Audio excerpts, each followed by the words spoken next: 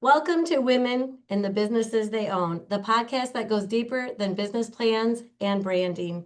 I'm Shari Hooper with Summit Wealth Partners, your host, and I sit down with powerful women entrepreneurs to explore what it really takes to build something bold, something beautiful, and their own. Each episode, I ask questions others don't, questions that spark truth, honor, and complexity, and celebrate what it really means to lead as a woman in business and in life. So let's get into it. And I'm here to welcome my guest, Jen Koffman. How are you? I'm good, Sherry. Thanks for having me. Oh, absolutely. I've been looking forward to this. Can you tell our audience a little bit more about you, just both personally and professionally, before we begin? Yeah, I'm married with two kids. I feel like I have the best kids on the planet. Sadie is 17, she's a senior, and Sully is a freshman, he's 14. Um, Gosh, I feel like I have always been around older people. I spent a lot of time on my grandparents' farm growing up. And so that kind of bleeds both into my personal and professional life now. And so I started Grand Rapids Elderly Care after my mom got sick. I had been 17 years in sales and marketing in the corporate world and needed to make a transition. It was, all the things, the golden handcuffs were there, but I decided I needed more. I really wanted to help people going through the things that I went through when my mom was sick, that my family and I went through. And so I have a very supportive family. My husband was super supportive, so I could leave. My mom lived a couple of hours away. So spending 3, 4 nights a week with my mom, and I have littles, full-time career. So really trying to understand, actually understanding what people in the sandwich generation were going through. And then my dad lived with us for 9 years before we recently put him into long-term care. And so understand watching my dad's decline has really put a lot of things into perspective for me, and I feel like I can relate to my clients. It's I usually work with adult children supporting their older parents, and so my experience, I feel like I can help navigate this with them. Sometimes I'm walking the same journey as they're walking it, so it's been an interesting few years since I started my business. So yeah. There is so much to unpack there. Yeah. I was just like, oh, there's a question, there's a question. Okay, so let me think back here. So you're a mom of two, and they're really pretty young still at 17 Yeah. and 14, if I heard you correctly. Yes. So when you were going back and forth to take care of your mom, you called them littles, right? They were Yeah. really little, and you Yeah. were doing a whole different job even at the time. So I guess it sounds like your company was giving you a lot of grace at that point too to They were. take time off, but that's a lot of shuffling. And so as our listeners are thinking about it, can you describe that sandwich generation? What does that term really mean? Yeah. It means having a young family raising your kids, and then you have are supporting older loved ones in your life, and you're kind of right in the middle. So people on both sides of you need your support, all while you're trying to live life too. If you have a career outside the home, trying to maintain and manage that part of your life while still supporting and caring for your family on both sides, young and old. That's a great description. I mean, you're basically the turkey, right? In the between two sides of the sandwich. Yes. And it is a lot. It is a lot. And so with your journey, I mean, and you went through this with your mom when you were pretty young, actually. I Yeah. mean, so I mean that's Late 30s. yeah. I mean, but still, and now your mom's gone. Yeah.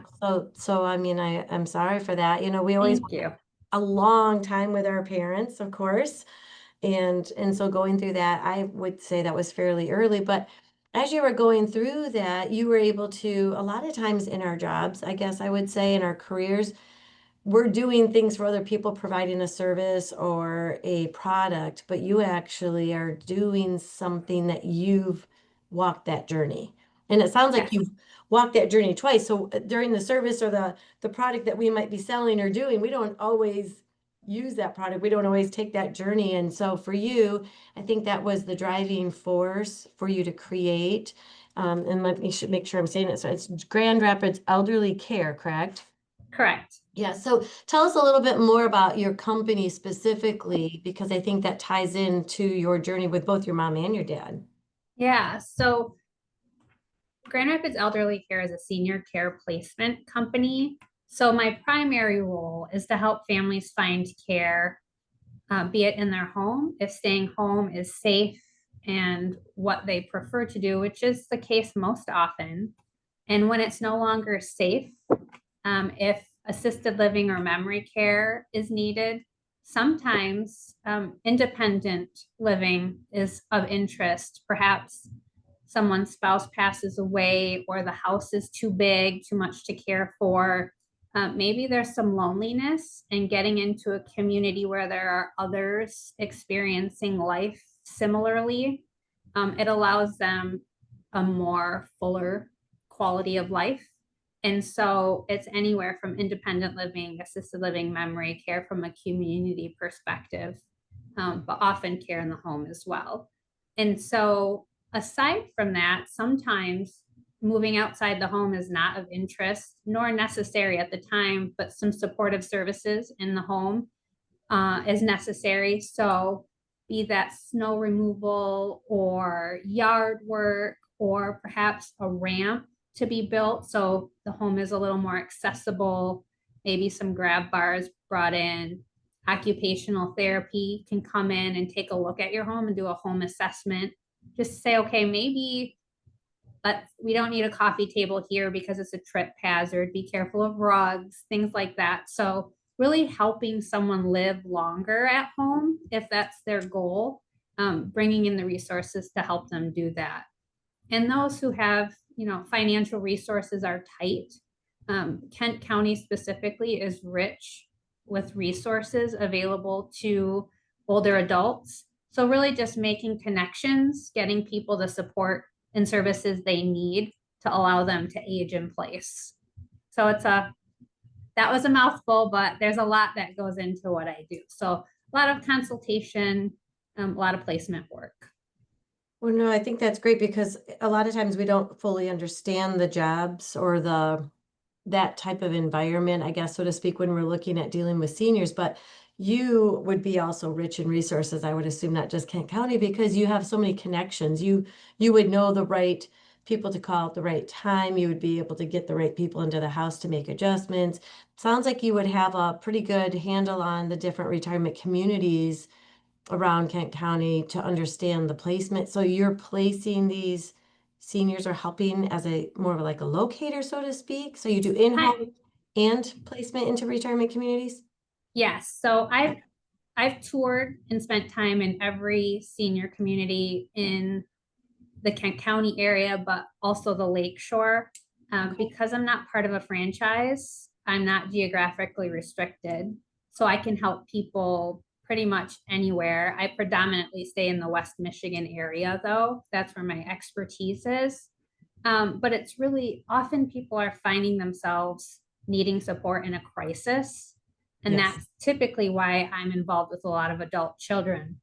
Someone's older parent fell and broke a hip, or maybe hit their head or had a stroke, things like that. And so all of a sudden, the adult children are thrust into a world they're unfamiliar with while trying to raise their family and work.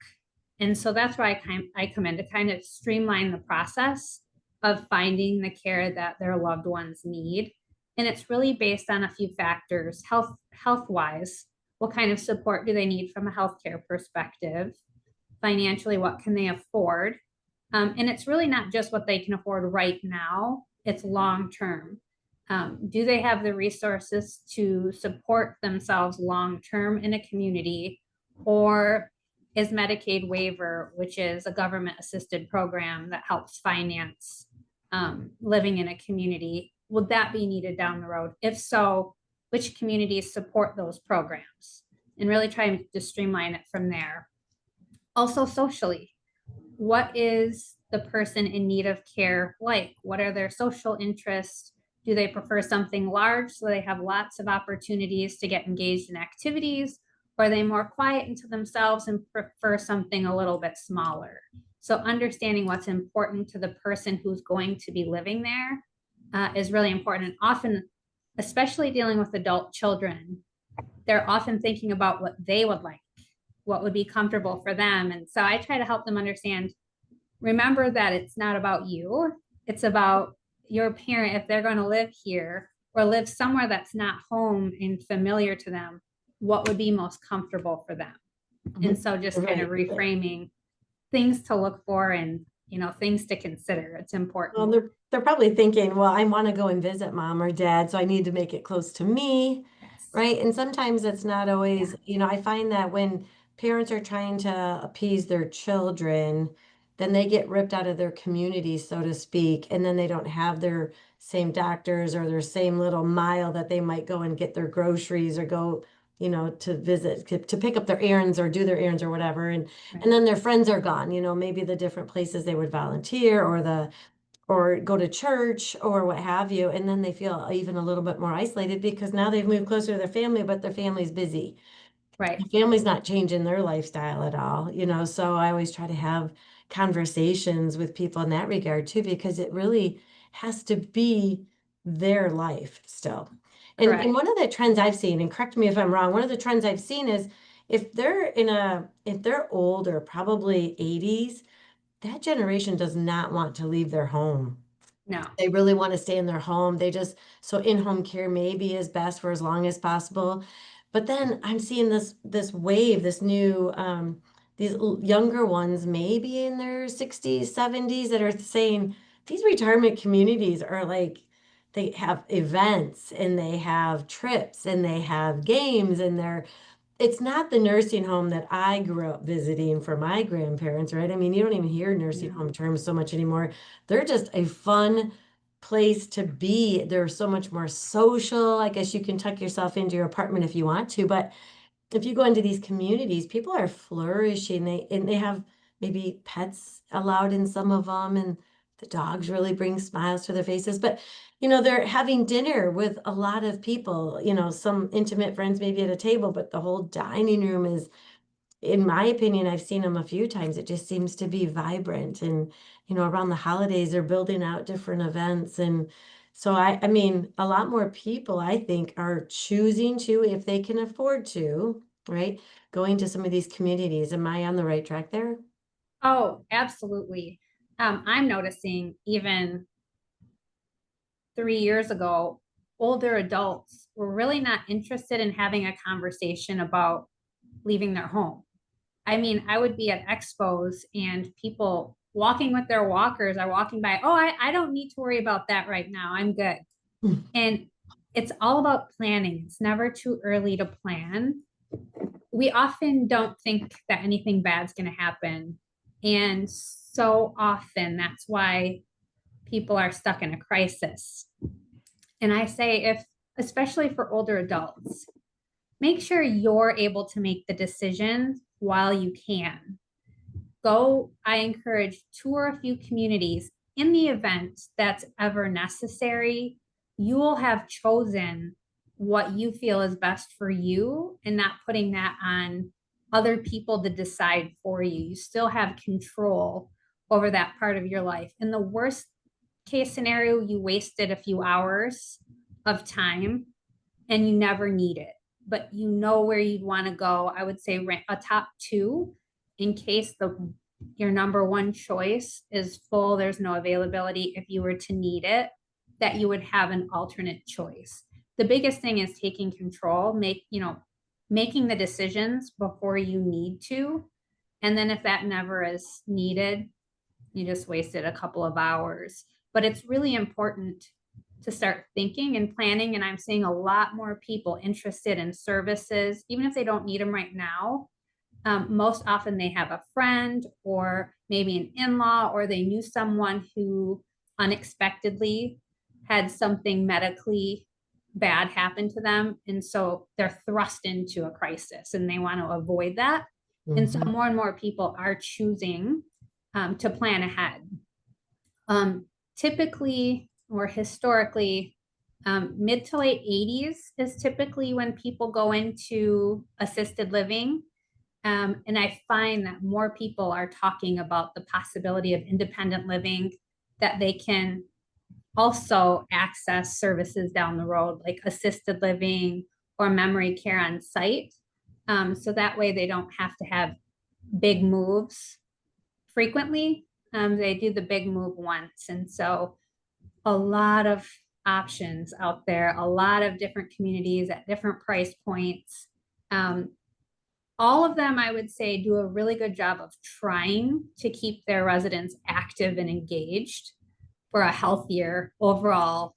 Um, I mean, from a mindset perspective, from emotional support, making connections within the community, just an overall healthier, vibrant community, and staying engaged and active helps people to live a longer, higher quality of life. Mhm. So I think communities are really taking notice of that and doing a better job.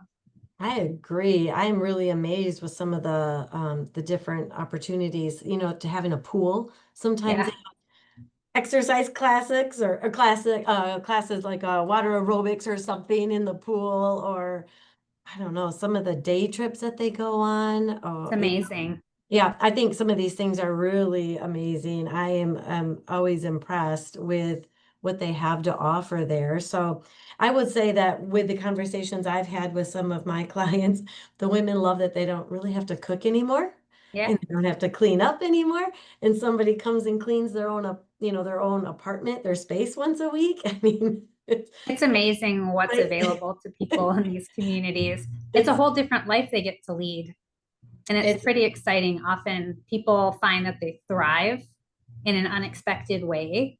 And it's scary too. If you think about high school walking into a cafeteria and not knowing where to sit, it's kind of like that in senior communities too at first. And yeah. it's hard to make friends all over again, but so many people that are already there welcome new residents and want to get to know new people and experience um, the different types of activities together. They really take ownership of their communities and want to lead the charge in the activities that are available, guest speakers that come in and present from an education perspective. So there's a lot off-site activities. They'll go on day trips, out to restaurants, go shopping. There's Yeah. just a lot that I've communities offer seen now. choirs come in. Like Oh, it's awesome. just Yeah. like, well, hopefully at the age of 80, there's no more peer pressure. Like Yeah. mean girl scenarios, like Yeah. when you go into when you go into the dining room. But anyway, I know that you had talked about kind of like these fire sales, so to speak, when things are mom has to leave the hospital within 2 days, but we don't have a place for her to go. And so you kind of talked about that. So how are you able to talk to these adult children or even the parents themselves when emotions are so high? What are some of the things that you can do to help in this area? Yeah. Just reminding them that they're not alone and they don't have to do it all by themselves. There's a lot of pressure um, at work, at home, and then add to that now making decisions that you were not expecting to make, and really kind of helping them take a breath and put a plan together.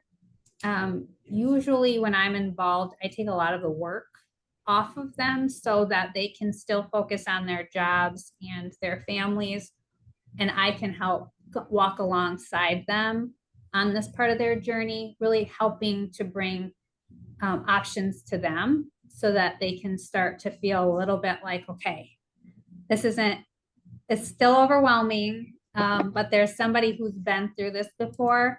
I will often talk a little bit about how my journey has been and what led me to what I'm doing today, because it allows people to know she's been there, done that, and it kind of reassures them that the help they're going to get is from a place of genuine interest in helping. We talk about how I'm paid. My clients don't pay me. I am paid through a referral if I have a partnership with a community or a home care company. And sometimes I just don't get paid. and that's okay. I feel like when you do the right things for the right reasons, the rest of it works itself out. And so I want them to know that it's not something they need to consider or worry about, because that's just an additional financial pressure that they don't need to concern themselves with.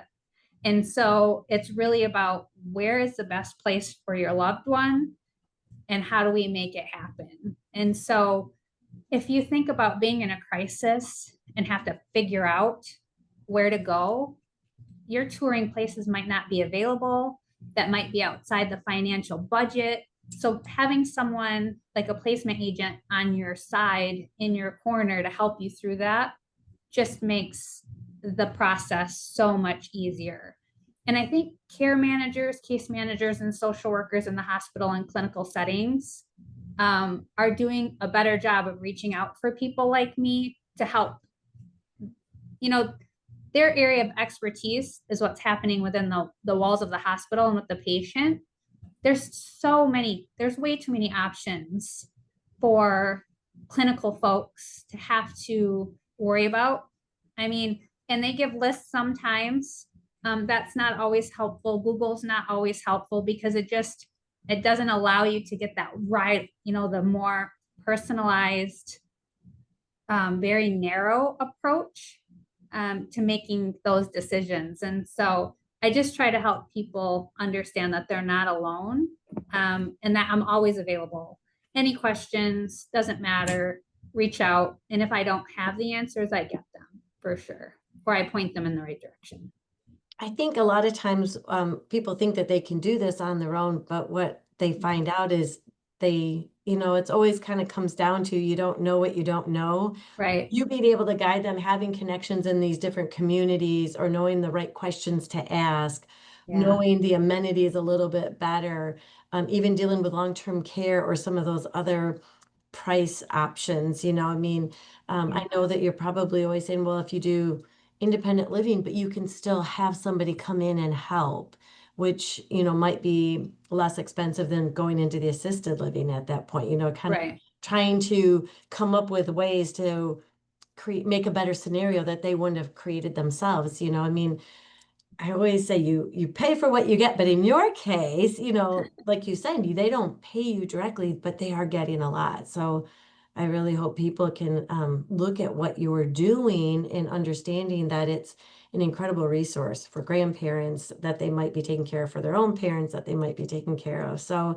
I just was thinking though, before, if you started in the corporate world and you went through all of this with your mom and then your dad, I mean, it's still tough to start a business. What was Oh that my like gosh. when you start thinking, man, maybe I could do this, I mean, that's kind of what it always comes down to. You kind of get this feeling and you're just like, I could do this. I could provide a service.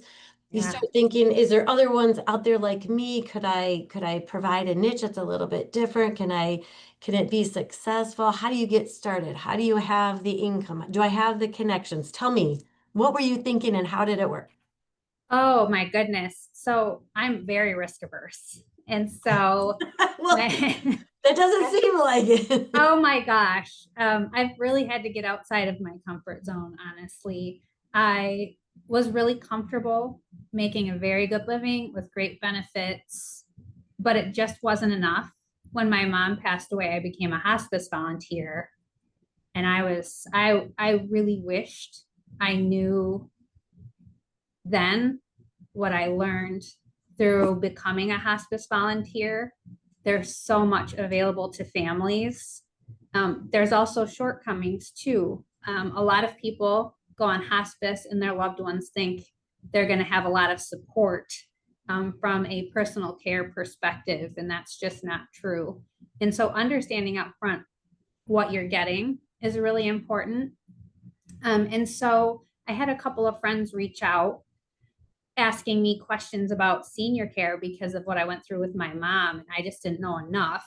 And so I remember seeing a commercial for a very large online national company. And I'm like, oh, that would be amazing. And I had left my corporate job, and that environment was very structured. demanding excellence every day, really prepared me for starting my business, because I had the business side. I had a lot to learn still. But the business part of what I do was comfortable. It's making connections and learning what resources, learning the lingo. There's a lot that goes into what I do, and understanding the different things associated specifically with older adults, and what happens as they age and things to expect. And so I actually didn't leave that my corporate job thinking I was going to start my own business. I just knew I wanted to do something with seniors. And so I interviewed with that very large company, and I walked away and I'm like, absolutely not. That's another large company focused on profit. That is not what I want to do. I'm like, I feel like I could do that, but do it better, because it's local to me. I'm in the community of the people I would serve. And I wouldn't be just focused on communities where I'd earn money. Where I wouldn't earn a fee. It was really about what is the best fit for the families I'm serving. And so I got to work. I I was ready to launch, and then my dad had a heart attack. So I had Gosh. to pause. And then I got right back to it when he was doing well again. And then I realized there's a lot more competition in this market than I found in my research. Now what do I do? And it really truly is, what's my value proposition and how am I different? What am I going to do differently, that allows people to want to work with me? And so just genuinely focusing on what families need. And I also, giving back has always been a big part of my life, financially and of my time. And so when I earn a fee for a placement, I donate a portion to a cause or a charity of my client's choosing. And so that's always been very important to me. And it's really interesting to see what's important to people throughout their lives and where their passions are. And so that's been really fun for me too. I love that so much. That was, I mean, when I was thinking about it, I guess even a little bit more so, it's kind of the new business maybe is being able to provide you some flexibility where you could take care of your dad or you're able to take care of your kids. I mean, there's a lot when your kids are little and they're in elementary school and you could volunteer at some of these parties. You could go on their field trips. They need something brought to school. They forgot their lunch. They're sick. They don't go today. I mean, we think about all of these things and then they get a little bit older or they're in sports. There's a lot of shuffling going around. And so sometimes just the weight of being a mom can be so much It's a and doing lot. it well and doing it in a community. Sometimes it does feel like, are you doing enough? Are you measuring? Are your kids getting what all the other kids are getting? And then you're Yeah. starting to launch a business, and so I mean, I'm thinking that this business has given you a little flexibility in that way too. Yeah, it's been really interesting. A lot of people think that there's so much space. You add flexibility into your life when you start a business, but Maybe. starting it from the ground up, was an absolute grind. And I grind every day. It's a little bit more stable now. So that's good. But I mean, my clients are in crisis typically when I get involved. And so I'm taking on that emotional stress that they have because I've been there. And so I really, really want to do a good job for the families I serve. So, and just based on the experience I had spending 17 years in the corporate world, and then I worked for my parents growing up, I have this, it's interesting. Like if I have a couple of hours in my morning that's free time, I'm still getting used to using that for anything but work. So but self-care is so important as well, because I will work into the night. Networking events, I tour with my clients when they need me to do that. They need that extra support. And so that could be after 5 o'clock if some communities support that. So I'm working various different hours, and it's taken me a while to get used to the idea of the flexibility that I do have. And so that it's challenging to change your mindset when you've done things a certain way, like between these hours, it's all about work. When the reality is, yeah, I have an hour that I can decompress. My kids are in school, my clients are good. Let me just take this hour and do something just for me. It's possible. I just have to be willing to do it. And so I'm getting better at that. Balance is so important. Yeah. Gosh, balance is important. And so I'm learning to get better at balancing for Oh sure. gosh, I completely understand that. I mean, when you own your own business, you're like, why am I so worried about 9 to 5? I mean, Right. I work in the evening, I work on the weekends. I mean, Right. you definitely put more in than not. So if I take an hour during the day and I don't Yeah. know, go take a walk, get some fresh air, try to get some sunshine, that self-care Yeah. is so important. It Yeah, is. I understand that. I mean, I go away for 4 days. I don't even turn my emails off. I'm like, no, I don't want my clients to know. I'll just take the calls. Same. Same. Well, do you get called? I mean, have you missed a holiday or do you get called late into the night sometimes? I mean, you can't always be sure when things happen in these seniors' lives. I mean, Yeah. And it's interesting because of the families, they're busy too. And yeah, then when they have some downtime in the evening, that's when they're going to start working on things for their parents. Like that's when they have a free minute. And so I have to be available at those times. So it really is just, working around my clients' schedules. I mean, I've been in Mexico taking phone calls, and my clients never even know I'm not in like, town. And so yes, yes, it's nice to have that flexibility while at the same time that downtime is needed too. And so just really working that in. And it's usually having an hour phone call or so, and then working on my computer and making things happen behind the scenes and connecting with communities. And so it makes it a little bit more flexible. I can be anywhere and do what I need to do. yeah, And so there is that type of flexibility that wouldn't be possible in an office job where I have to yeah, report somewhere. And so owning my business has allowed me, again, to get outside of my comfort zone. I get a lot of just listening to older adults when I'm with them and hearing their stories. And it's about saying no less and saying yes more, even when it's uncomfortable. I'm finding I'm doing things. I shot an AARP commercial. It was the worst thing I've ever done. The outcome was not good, but I did it anyway.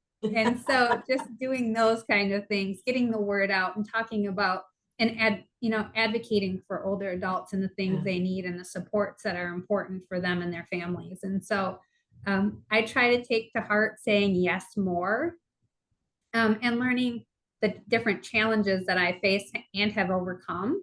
I'm pretty proud of where I am today based on, not really, I had a clue, just because I lived it, but really doing it for yourself and then doing it for other people, like running a business in a space that you really don't have a formal educational background in. It was tricky. It was a lot of late nights trying to figure out what's the right path and how do I get engaged in the right environments and clinical teams and making those connections and um, doing the social media and mhm, ensuring the word gets out and that really just I was so focused on building trust and building good brand recognition. And I think I've done a pretty good job of that. And so I work with some amazing clinical teams. I've supported some phenomenal families. I'm still friends with several of my clients. I still visit and chat, and I try to remain a part of their lives when they're open to that. And so I'm so thankful that I took the leap. Like I said, I'm not risk averse. I'm, I can take more risks now, because I'm more comfortable doing that. I'm still not entirely, um, I'm still concerned with the risk, just not as much as I used to be. well, Thank you're you. on my podcast. I mean, you Yeah. came here, so I appreciate that. Yeah. Thank you for Thank that. you. Well, let me ask you one last question before we hit that lightning round really quick that I love to do with all of my guests. What piece of wisdom have you gained directly from a senior that's changed how you live your life? They offer so much wisdom. I think that So much. we look at our seniors and I don't want to say something negative, but we tend to push them off like they don't have anything left for society when they really built our communities, right? They built the products that we use today, when they raised their own families. I mean, and when I see our seniors, I see wisdom, I see maturity, I see lives that should be shared. What about you? What have you Yeah. gained and Um, learned? I hear a lot about no regrets. And I think that's where the saying yes more often than I say no has come in, because you typically regret the things you don't do, not the things that you try. Failing is a tough one for me, and so much growth comes from it. Yeah. And so, trying to live a life without regrets is a consistent theme I've heard from my clients. Oh, And that's so great. I tried. That's why I try to say yes more, even if I don't do it quite as well as I would have liked to. I say yes more. I think that's a great reminder. You're right. Because I say that a lot. What do the people say? YOLO, you only live Yeah, once, you only live right? You once. only live once. So, and I say that quite a bit. We never know how long our lives may be. There's consistent reminders around us that life can be short. And Yeah. so I say that a lot. I don't want to miss out on anything. I don't want to regret, but you're right. We don't regret what we do. Not usually, not as often. We regret what we don't do. So And I also have had to learn to take my own advice. well, fair enough. So, Fair enough, because I would say the same thing. yeah. Well, if you're enjoying today's conversation, don't forget to subscribe, like, and share Women and the Businesses They Own. Every share helps us reach more women who are leading with courage, creativity, and heart. And so now, as we wrap up a little bit, I'm going to ask you a few fun things that are just meant to be quick answers or first thoughts, but you can't overthink. Okay. Okay, I Have mean, you if met you me? can, there's no penalty, but Okay. so what's your favorite number and why? Or how would you use the favorite number? I don't really have a favorite number. Did you play sports in school ever? I did, but my number always changed. You never had a I specific, love basketball. yeah. I played basketball, but every year we got a new jersey and it was kind of first come, first serve. No one really grabbed the same number. So I can't say I Really? have a jersey. I know it's so weird. How about your kids? Are they in sports? Yep. My daughter is a tennis player and my son's going to start rowing. Oh, they Um, don't wear jerseys? no, no. Okay, let's try the next one. How Okay. about your favorite color and what does it say about you? Oh, purple. Purple's my Okay. favorite color. Lavender specifically. Um, I don't know what that says about me. I think I'm warm, and it's a soft, warm color, and I feel like I'm a warm individual. So And it smells good. it does smell good. Lavender smells good. Yeah, it does. So when you're not working, what's your favorite way to unwind? Maybe like a book or a movie or some sort of a hobby? What is it? I love spending time with my family. We love to travel. Okay. So if I'm not working and we're able to travel, but my favorite place where I find peace is Lake Michigan. And Oh, so that's it's just great. awesome.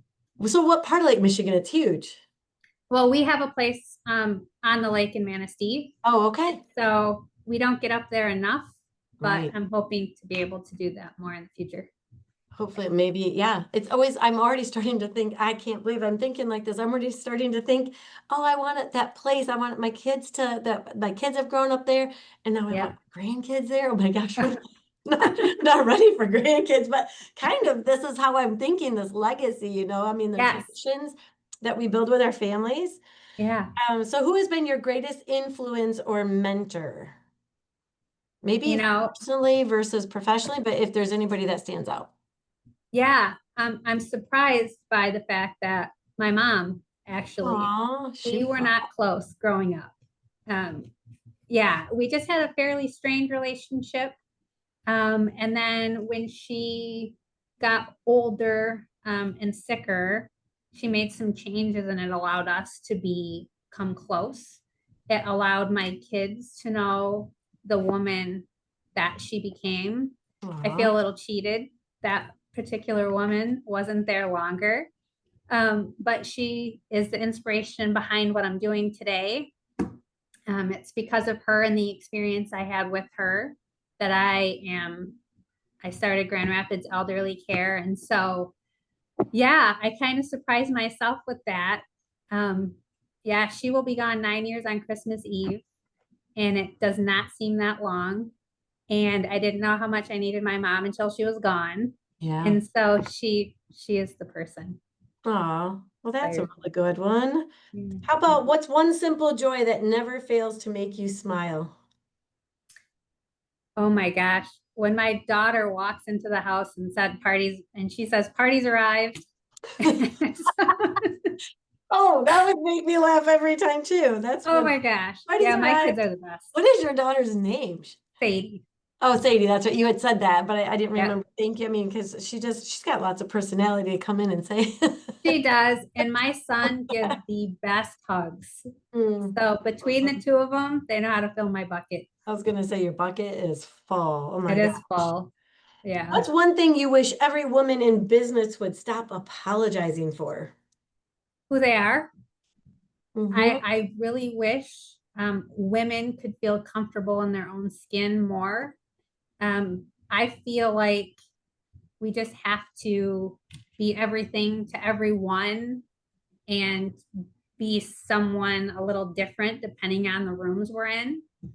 And I just feel like own who you are, be comfortable with who you are. I'm sure you're amazing, And get paid for what you do. right? I think that's one of the challenges. That too. Yeah, yeah. Own who we are. That's I love that. Okay, last one. What's your go-to comfort food or maybe drink after a long day? ooh, I don't allow myself too much comfort food, but I sure love French fries. Oh, do you do it just ketchup or do you have to have the works?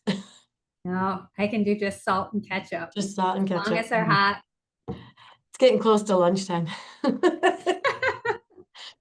Okay, Jen, thank you for being part of Women and the Businesses They Own. Your story matters, and today you told it beautifully. And to our listeners, remember, she came, she spoke, she inspired. And we'll see you next time. Thanks, Shari.